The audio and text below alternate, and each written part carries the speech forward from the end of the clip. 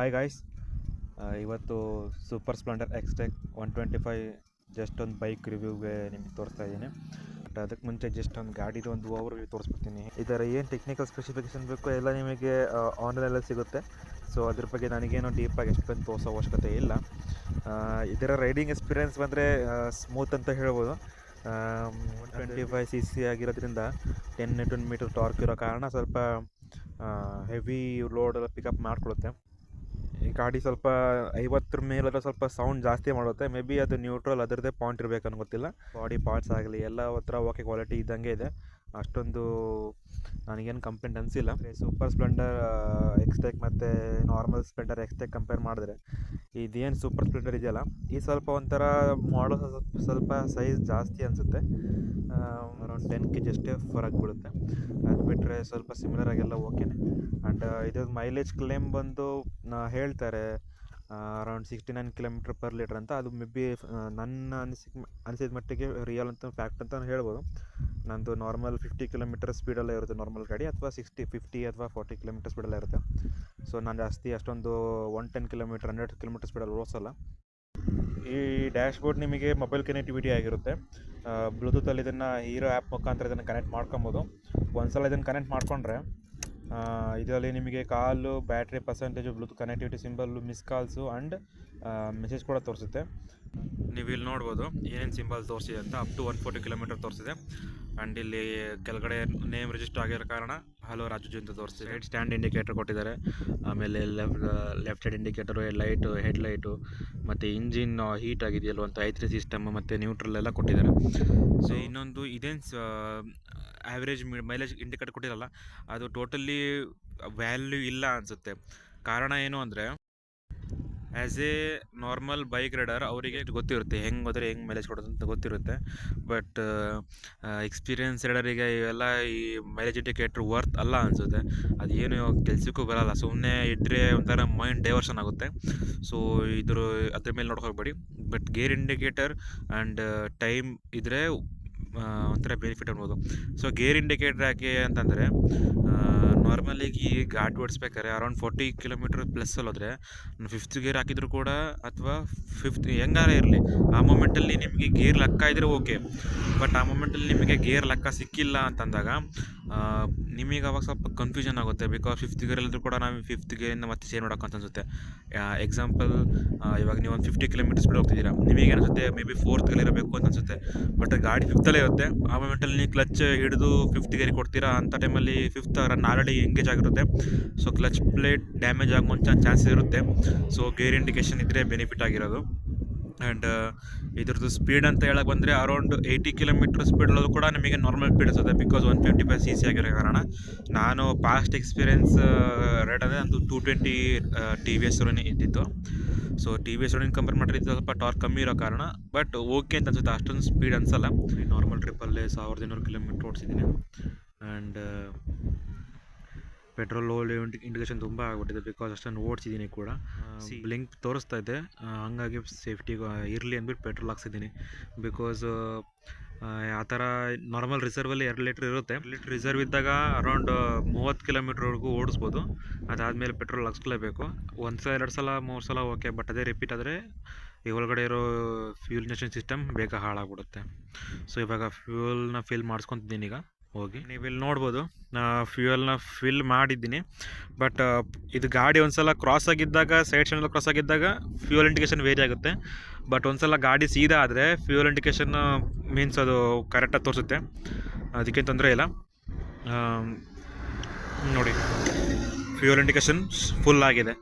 So ಇದು ನನ್ನ review ಆಗಿದೆ. ಅರೌಂಡ್ 1200 km ರನ್ ಆಗಿದೆ.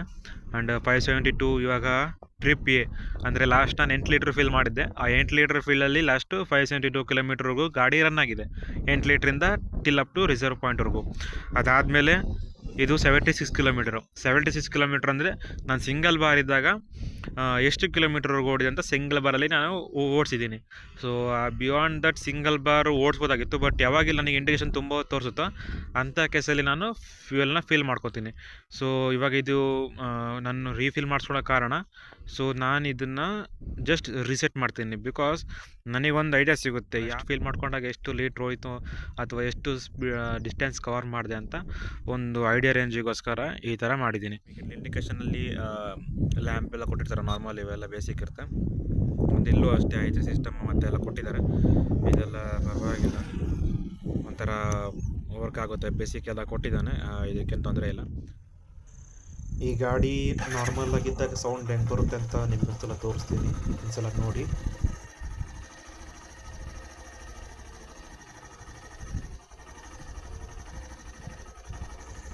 ಒಂಥರ ಓಕೆ ಅಂತ ಅನಿಸ್ಬೋದು. ಸೊ ನೋಡಿ, ಇವಾಗ i3 ಸಿಸ್ಟಮ್ ಮುಖಾಂತರ ಅದು ಆಫ್ ಆಗಿದೆ. ಈಗ ನಾನು ಮತ್ತೆ ಅದನ್ನು ನಾರ್ಮಲಾಗಿ ರನ್ ಮಾಡ್ತೀನಿ. ನೀವು ನೋಡ್ಬೋದು, ಒಂದು ಸಿಂಗಲ್ ಹ್ಯಾಂಡ್ ಇಲ್ಲಿದೆ, ಇನ್ನೊಂದು ಹ್ಯಾಂಡ್ ಒಂದು ಕ್ಯಾಮ್ರಾ ರನ್ನಿಂಗಲ್ಲಿದೆ. ನೀವು ಇದು ನೋಡ್ಬೋದು. ಇದರ ಬೆನಿಫಿಟ್ ಏನಂದರೆ, ಫಸ್ಟ್ ಗೇರಲ್ಲಿದ್ದಾಗ ನಿಮಗೆ ಆಕ್ಸಿಲೇಟ್ರ್ ಕೊಡಬೇಕು ಅಂತ ಇಲ್ಲ. ವಿತೌಟ್ ಆಕ್ಸಿಲೇಟ್ರ್ ಫಸ್ಟ್ ಗೇರಲ್ಲಿ ಅರೌಂಡ್ 6 to 7 km/h ಸ್ಪೀಡಲ್ಲಿ ಮೂಮೆಂಟ್ ರನ್ ಆಗುತ್ತೆ. ಬಟ್ ಅದು ನಾರ್ಮಲ್ ಸ್ಲೋಪ್ ಇರೋದಲ್ಲಿ ಅಪ್ಪಲ್ಲಿ ಅದು ಗಾಡಿ ಏಕ್ದಮ್ ಆಫ್ ಆಗಿಬಿಡುತ್ತೆ. ಸೊ ಹಾಗಾಗಿ ಇದಕ್ಕೆ ನೀವು ಆಕ್ಸಿಲೇಟರ್ ರೈಸ್ ಕೊಡಲೇಬೇಕು ಅರೌಂಡ್ ಅಪ್ ಹೋದಾಗ. ನೋಡಿ, ಈಗ ಗಾಡಿ ಸ್ಟಾರ್ಟ್ ಆಗಿದೆ.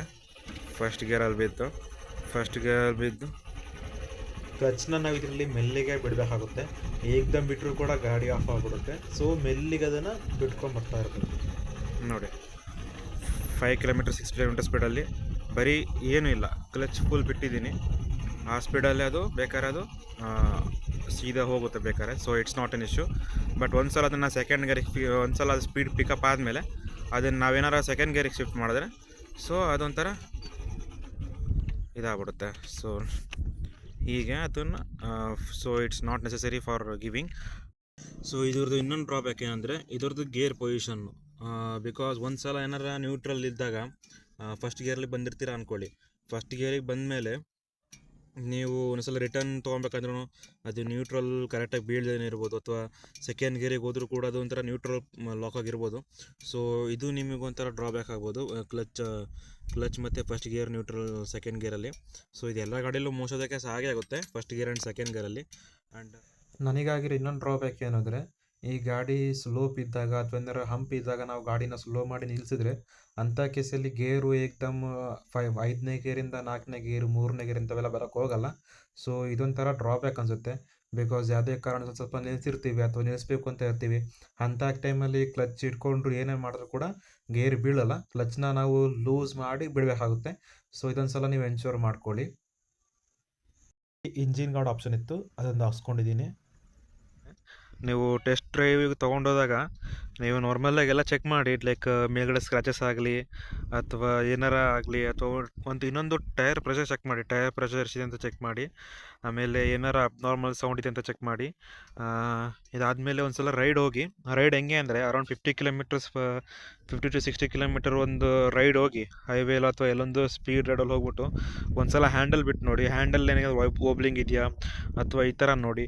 ಬಿಕಾಸ್ ಒಂದು ಸಲ ಓಬ್ಲಿಂಗ್ ಅಂತ ಬಂದರೆ ಇಶ್ಯೂ ಆಗಲ್ಲ, ಬಟ್ ಸುಮ್ಮನೆ ಅದಕ್ಕಂತ ಹಿಂದೆ ಮುಂದೆ ಓಡಾಡಬೇಕಾಗುತ್ತೆ. ಇನ್ನು ಕಿಕ್ಕಿಗೆ ಅಂತ ಬಂದರೆ, ಕಿಕ್ ಯಾವತ್ತೂ ನಾವು ಯೂಸೇ ಮಾಡೇ ಇಲ್ಲ. ಬಿಕಾಸ್ ಅವಶ್ಯಕತೆ ಬಿದ್ದೇ ಇಲ್ಲ ಕಿಕ್ದು. ಸೆಲ್ಫ್ ಪವರ್ ಸ್ಟಾರ್ಟಲ್ಲೇ ನಾವು ರನ್ ಮಾಡ್ತಿರೋ ಕಾರಣ ಅವಶ್ಯಕತೆ ಬಿದ್ದಿಲ್ಲ. ಇವು ಆಗಿನ ಕಾಲದಲ್ಲೆಲ್ಲ ಗಾಡಿಗಳು ಓಲ್ಡ್ ಆಗಿರೋ ಕಾರಣ ಕಿಕ್ ಬೇಕಾಗ್ತಿತ್ತು. ಬಟ್ ಈಗಿನ ಕಾಲದಲ್ಲಿ ಕಿಕ್ ಅವಶ್ಯಕತೆ ಇಲ್ಲ, ಪವರ್ ಸ್ಟಾರ್ಟಲ್ಲಿ ಅದು ಸ್ಟಾರ್ಟ್ ಆಗ್ಬಿಡುತ್ತೆ. ಇನ್ನು ಇದ್ರದ್ದು ಡಿಸೈನ್ ಹೀಗಿದೆ. ಸೊ ಫ್ಯೂಲ್ ಇಂಜೆಕ್ಷನ್ ಸಿಸ್ಟಮ್ ಆಗಿದೆ. ಏನಾರ ಇನ್ನೂ ಡೌಟ್ಸ್ ಇದ್ದರೆ ಅದನ್ನು ನಾನು ಆ್ಯಸ್ ಎ ಯೂಸರ್ನ ಕನ್ಫರ್ಮ್ ಮಾಡ್ಬೋದು. ಲೈಟ್ ರಿವ್ಯೂಗೆ ಬಂದರೆ, ನೀವು ಲೈಟು ಇದು ಅಷ್ಟೊಂದು ಪವರ್ ಇಲ್ಲ ಅಂತ ಇದಾಗುತ್ತೆ. ಬಿಕಾಸ್ ಯಾಕೆಂದರೆ ಇದು ಏನು ಲೈಟ್ ಸಿಸ್ಟಮ್ ಇದೆಯಲ್ಲ, ಇದು ನನ್ನ ಲೈಟು ಅಷ್ಟೊಂದು ಎಫೆಕ್ಟಿವ್ ಇಲ್ಲ. ಇದು ಡೇ ಲೈಟಲ್ಲೂ ಕೂಡ ಅಷ್ಟೊಂದು ಎಫೆಕ್ಟಿವ್ ಅನಿಸಲ್ಲ, ಮತ್ತು ನೈಟ್ ಟೈಮಲ್ಲೂ ಕೂಡ ಇದು ಅಷ್ಟೊಂದು ಎಫೆಕ್ಟ್ ಅನಿಸಲ್ಲ. ಒಂದು ನಾರ್ಮಲಾಗಿ ವೇಸ್ಟ್ ಅಂತಲೇ ಹೇಳ್ಬೋದು. ಬಿಕಾಸ್ ಅಷ್ಟೊಂದು ಯಾರು ಬಂದರೂ ಕೂಡ ಅದೊಂಥರ ಎಫೆಕ್ಟ್ ಆಗಿಬಿಡುತ್ತೆ. ಸೊ ಇದು ನೋಡಿ, ಇದು DRL ಲೈಟು, ನಾರ್ಮಲ್ ಲೈಟು ಸಣ್ಣದ ಆನ್ ಆಗಿದೆ. ಸೊ ಇದು ಈಗ ವರ್ಕ್ ಆಗುತ್ತೆ. ಗಾಡಿ ಆನಲ್ಲಿದ್ದಾಗ ಮೇಲ್ಗಡೆ ಲೈಟ್ ವರ್ಕ್ ಆಗುತ್ತೆ, ಅಥವಾ ಹೈಲೈಟ್ ಮಾಡಿದಾಗ 2 ಲೈಟು ಮೀನ್ಸ್ ಈ 3 ಲೈಟ್ ಹಿಂಗೆ ವರ್ಕ್ ಆಗುತ್ತೆ. ಸೊ ಓಕೆ ಅಂತ ಅನ್ಬೋದು. ಆ್ಯಂಡ್ ನೀವು ರಾತ್ರಿ ಹೊತ್ತೇನಾರು ಹೋಗ್ಬೇಕಾದ್ರೆ ನೀವು 40 km 50 km ಸ್ಪೀಡಲ್ಲೇ ಹೋಗಬೇಕು. ಹೈ ಸ್ಪೀಡಲ್ಲಿ ಹೋದರೆ ಈಗ ಬೆಳಗ್ಗೆ ಏನಕ್ಕೂ ನಿಮಗೂ ಸಾಲಲ್ಲ. ಇದೇನು ಹುಕ್ ಇದೆಯಲ್ಲ, ಇದು ಹೆಲ್ಮೆಟ್ ಲಾಕಿಂಗ್ ಅಂತ ಇರೋದು. ಬಟ್ ಇಷ್ಟೊಂದು ಸೀಟ್ ತೆಗೆದು ಯಾರೂ ಹೆಲ್ಮೆಟ್ ಲಾಕ್ ಮಾಡೋಕ್ಕೆ ಹೋಗಲ್ಲ, ನಾರ್ಮಲಾಗಿ ಲಾಕ್ ಸಿಕ್ಕಿರುತ್ತೆ. ಇದರಲ್ಲಿ ಒಂದು ಟೂಲ್ ಕಿಟ್ಟು ಮತ್ತು ಮೆಡಿಕಲ್ ಕಿಟ್ ಇರುತ್ತೆ, ಅದು ಇನ್ಬಿಲ್ಟಾಗೆ ಬಂದಿರುತ್ತೆ. ಬ್ರೇಕಿಂಗಿಗೆಲ್ಲ ಡಿಸ್ಕ್ ಬ್ರೇಕು ಚೆನ್ನಾಗಿದೆ ಅಂತ ಹೇಳ್ಬೋದು, ಬಿಕಾಸ್ ನನಗಿದು ತೊಗೊಂಡೆ, ಬಟ್ ಆವಾಗವಾಗ ಸ್ವಲ್ಪ ಬ್ರೇಕಲ್ಲಿ ಸ್ವಲ್ಪ ಸೌಂಡ್ ಬರೋದಾಗುತ್ತೆ ಆ್ಯಂಡ್ ಎಫಿಷಿಯನ್ಸಿ ಅಂತ ಅನಿಸಲ್ಲ. ಸೊ ನೀವು ತೊಗೊಳ್ಳೋದಾದ್ರೆ ಏನೊಂದು 2,000 3,000 ಅಥವಾ 5,000 ಜಾಸ್ತಿ ಆಗುತ್ತೆ ಅಷ್ಟೇ ಅದು. ಸೊ ನೀವು ಡಿಸ್ಕ್ ಬ್ರೇಕ್ ತೊಗೊಳ್ಳೋದೇ ಬೆಸ್ಟ್ ಅಂತ ಅನಿಸುತ್ತೆ.